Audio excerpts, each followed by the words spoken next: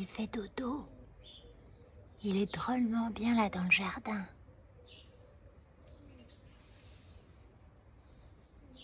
Retour dans le van. Du coup, je crois que tu as terminé la structure. Voilà, la structure du lit est pour moi terminée, elle est consolidée, elle est finie. Il n'y a plus qu'à aller faire aussi un test en voiture, voir si tout reste bien immobile. Mais voilà, sinon, on va dire en théorie, tout est prêt. Mais le test en voiture, on va attendre que j'ai chargé, mis des choses dans le camping-car. On verra ce qui bouge à ce moment-là. Je pense que ce sera plus facile de faire le test. Bon, voilà, du coup, la structure est faite. Elle est juste derrière. On vous montre ça tout de suite. Alors du coup, vas-y, on t'explique un petit peu pour que certains, si ça les intéresse, ils puissent reproduire un peu le schéma et voir ce que tu as fait. Ouais, alors, la complexité en fait de cette structure, c'était de devoir la rendre fixe et immobile pendant le trajet, sans avoir la possibilité de fixer contre les parois, étant donné que c'est un camion de location. Donc il a fallu que je trouve un moyen pour consolider le tout et faire en sorte que ça ne bouge pas. Donc on a encore comme autre contrainte, un des meubles qu'on a trouvé sur le Bon Coin, lui il est en très bon état, il n'a pas de rayures, il n'a pas de pète. Donc on s'est dit qu'on allait essayer de le conserver en bon état. Alors que les autres étaient déjà bien abîmés, donc je pouvais percer, m'accrocher directement dessus. Si je faisais des trous en plus, c'était pas dramatique. Donc, pour déjà essayer de consolider le tout, les deux meubles du fond, donc ça je l'ai déjà expliqué, mais je les ai donc accrochés au point d'ancrage qu'il y avait sur le camion avec la sangle rouge. Donc ces deux-là sont déjà bloqués contre le fond du camion grâce à la sangle. J'ai mis des cales aussi au fond pour ne pas que ça puisse bouger en profondeur. Donc là, lui là-bas, il est fixé. Lui, il était libre et lui aussi. Je les ai un tout petit peu accrochés avec cette sangle bleue qui est elle sur un point d'ancrage sur la droite et le meuble blanc a le même type déjà de petite fixation. Donc ça, je te coupe, mais ça, s'ils veulent voir le début du montage, ils ont la précédente vidéo, hein, je mets le lien en haut, où en fait on explique les débuts de la construction de ce que tu as préparé. Voilà. Donc on va dire que là, grossièrement, j'ai déjà mes trois grosses structures qui sont accrochées au camion. Mais ce n'est pas suffisant pour bien consolider le tout. Ce qui fait que mes trois plans de travail, pour qu'ils soient à la fois solides et solidaires ensemble, j'ai créé donc une structure en tasseau. C'est comme un grand cadre, donc il y a un grand rectangle, et à l'intérieur j'ai fait des traverses pour que dans la zone vide, eh bien, il y ait quand même un renfort, même si ma planche est assez épaisse, et en même temps, cette structure a été accrochée à ce meuble-là, au meuble blanc, mais pas celui-là. Parce que lui, on ne doit pas l'abîmer. Donc celui-là, comment j'ai fait pour qu'il puisse y avoir un espèce de maintien, j'ai mis des cales sous le plan de travail pour que ça vienne buter, donc à l'arrière, à l'avant, sur la droite et sur la gauche. Ce qui fait que ce meuble-là, étant buté sur ses quatre coins, dans toutes les directions, accroché au plan de travail. Donc lui, normalement, ne peut plus bouger grâce au buté qu'on voit là. Et ensuite, les plans de travail, eux, sont accrochés, et ils sont vissés à la structure. Tu les as vissés par en dessous, par en dessous. Et des fois par au-dessus, parce que les plans de travail, le plan de travail du bout, lui, je l'ai fixé par au-dessus directement sur les deux meubles là-bas, sur les deux structures. Ah oui, sur les deux. Et ensuite, toujours dans cette optique de faire quelque chose qui ne bouge pas, les lattes ont été vissées à plusieurs endroits pour que la structure, donc il y a du mouvement un petit peu, mais par exemple celle-là ne bouge pas, celle-là ne bouge pas. Après ça bouge, là-bas ça ne bouge pas, pareil. Il y a des zones qui ne bougent pas pour avoir un jeu de lattes qui soit immobile. Voilà un petit peu. Eh ben, ça semble pas mal cette histoire là. On va voir du coup ce que ça va donner. On mettra les matelas bien entendu, on ira faire un tour. Mais avant, maintenant que tu as fait cette partie-là, on va peut-être réfléchir à faire des moustiquaires. Oui. Du coup, comme on ne sait pas trop au niveau des moustiques ce que ça va donner, on nous a dit qu'en Suède, il y en avait peut-être un peu plus qu'en Norvège, mais c'est à voir. Et on a une autre problématique, c'est Prada et Bibi. Surtout Bibi, notre chat, on aimerait pouvoir ouvrir, vu qu'il n'y a pas de fenêtre, malheureusement sur la camionnette, on aimerait pouvoir ouvrir pour aérer sans avoir Monsieur Matou qui s'échappe de la camionnette. Du coup, on s'est dit on allait combiner peut-être les deux en un et créer des moustiquaires, des espèces de cadres moustiquaires en rigide, enfin avec des bords. En tout cas, la toile est souple, mais les le bords, cadre voilà, est en tasseau. Plutôt que de mettre des rideaux moustiquaires où là, le chat, le chien, ils peuvent rentrer et sortir. Et voilà, ben là, du coup, on va réfléchir à comment créer ces moustiquaires en fixe et voir où est-ce qu'on les positionne dans le camion. Voilà, ça va être un petit peu la mission du jour. Voilà.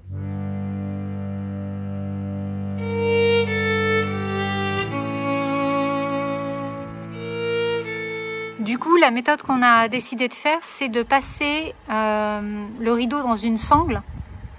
Ce que tu es en train de faire, là, tu passes le rideau, Dans une sangle, voilà, au lieu que ce soit dans une barre à rideau, une tringle à rideau, là, c'est une sangle. Et du coup, on sangle la sangle dans les trous en haut. C'est ce qui est le plus simple au final. Oui, parce qu'en fait, on a voulu faire donc une structure rigide avec un cadre de tasseau. Le seul problème du cadre de tasseau, c'est qu'en fait, les montants étant tous un petit peu arrondis, arqués, ça crée plein d'espace en fait, pour que les moustiques puissent quand même passer. Donc il a fallu qu'on trouve un système pour épouser toutes les courbures, on va dire, des montants. Et en fait, on s'est rendu compte qu'avec un rideau qui tomberait d'en haut, et on viendrait le pincer avec des pinces à linge, 3-4 pinces à linge, partout, on pourrait rendre entre guillemets hermétique la zone de moustiquaire pour que les moustiques ne puissent pas rentrer même par les côtés. Voilà ce que ça donne à l'arrière du van. Donc on a vraiment la grande sangle noire avec les rideaux qui sont dessus. Donc là je les ai, j'ai fait des nœuds hein, bien évidemment pour pas que ça nous gêne. Mais c'est assez solide et puis du coup voilà, ça va pas faire de bruit, ça va pas se mettre à taper quand on va rouler. Je pense que c'est quand même pas mal pratique. Et donc là c'est l'installation de la deuxième sangle. C'est vrai que les sangles là par contre c'est vraiment notre meilleur ami sur l'aménagement du van, enfin de la camionnette pour les vacances. Pratique, très pratique. Vu que nous avons terminé la partie en dur du van, on va pouvoir bien aménager, c'est-à-dire amener les caisses, amener les vêtements, la nourriture, enfin tout ce qu'on a à emmener. Puis je vais surtout voir comment j'organise tout ça à l'intérieur du van. Comment faire tenir les choses quand on va rouler, comment organiser et stocker tout ce qu'on emmène. Là, je pense que je vais m'amuser.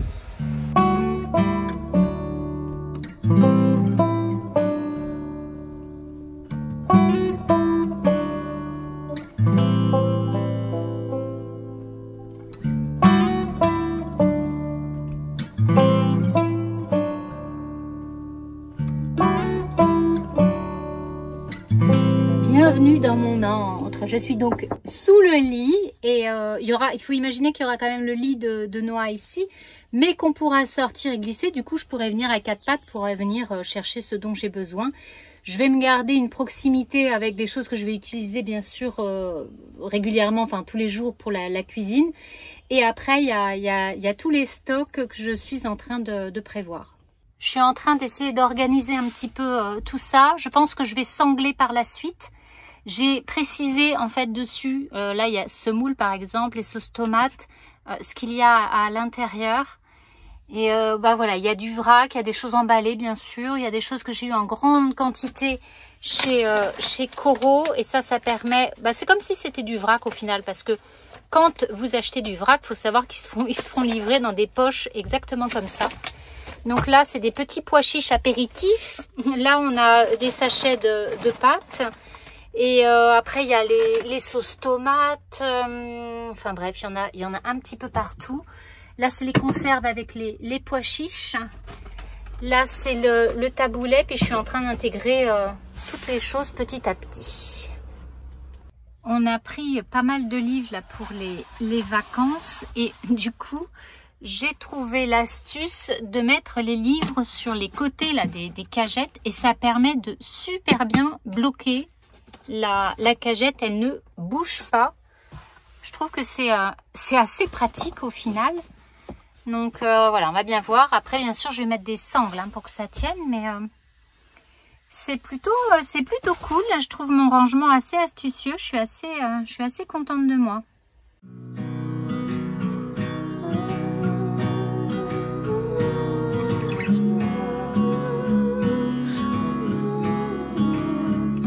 Franchement, ça commence à prendre tournure dans le fourgon. C'est plutôt sympa. J'ai envie de dire, la seule chose, je pense, qui va manquer, ce serait une petite entrée de lumière. Ce serait topissime. On est en train de voir au niveau des sangles. Voilà, il reste encore des choses à faire hein, dans le camion. Mais non, franchement, c'est plutôt cool. J'ai hâte de faire le test. Avant de mettre le lit de Noah, donc en dessous, on va aller rouler un peu avec le camion, voir ce que ça donne. Et si tout ça, ça tient. Et je vous montrerai tout au bout là-bas, là, il y a le petit endroit de Bibi. Super sympa. Gros changement d'ambiance aujourd'hui. Il pleut. Du coup, j'ai fermé la porte du camion pour pas avoir la pluie à l'intérieur quand même. J'utilise la petite lampe là qu'on a achetée. Ça marche quand même très très bien. Je suis assez contente. Je vais continuer à ranger les courses et ce genre de choses encore. Et après, la mission va être de tout sangler aujourd'hui. Tout sangler et puis très probablement faire le test, rouler un petit peu là avec le van pour voir ce qui tient et surtout ce qui ne tient pas. Voir s'il y a des choses qui s'écroulent. Une fois qu'on aura fait ça, après on mettra le lit de Noah voilà, à l'intérieur. Donc encore un peu de boulot. Pour le moment, on ne sait pas du tout quand est-ce qu'on va partir. On ne se met pas la pression, on y va tranquillement. Mais c'est vrai que c'est comme un déménagement. Un vrai déménagement. Mais on a hâte, vraiment hâte. Hâte de liberté. De ne pas savoir trop où on va et c'est cool. C'est cool. J'avance tranquillement. On a mis le lit de Noah là dans le camion. Je vous montrerai ça plus tard. Et du coup là, je suis en train d'organiser la pièce.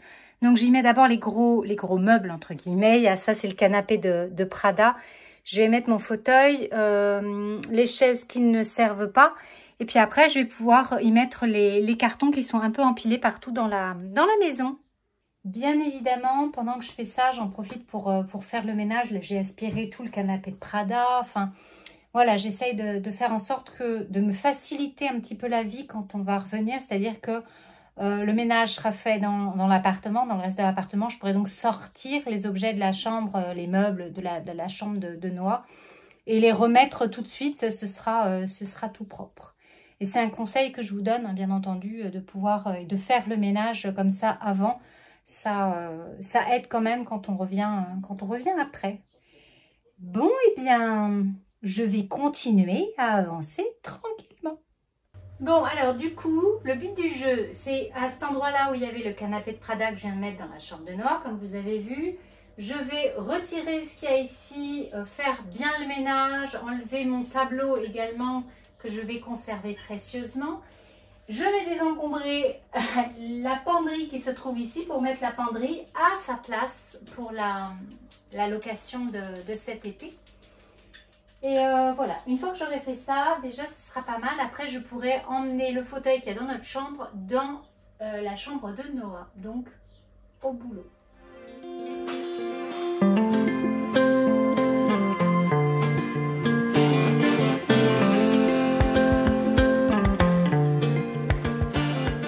Alors, pendant qu'il y en a qui bossent, eh ben, il y en a d'autres qui se la coulent tranquillement. Non, pour être un peu plus honnête, en fait, chéri d'amour, il est un peu malade. Il a attrapé froid à la gorge parce qu'il a dû se mettre en courant d'air dans le camion. Hein, chéri d'amour? Oui. C'est ça, du coup, il est fatigué. Bon, on espère que ça ira mieux demain.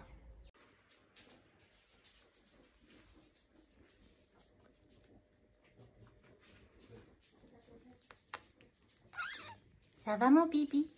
Oh, c'est fatigant les vacances. Petit atelier pour Bibi. Juste avant de partir, je suis en train de défaire en fait son arbre à chat. Là, il est bien abîmé, la corde est bien abîmée. Du coup, au lieu de racheter à chaque fois un poteau, je refais.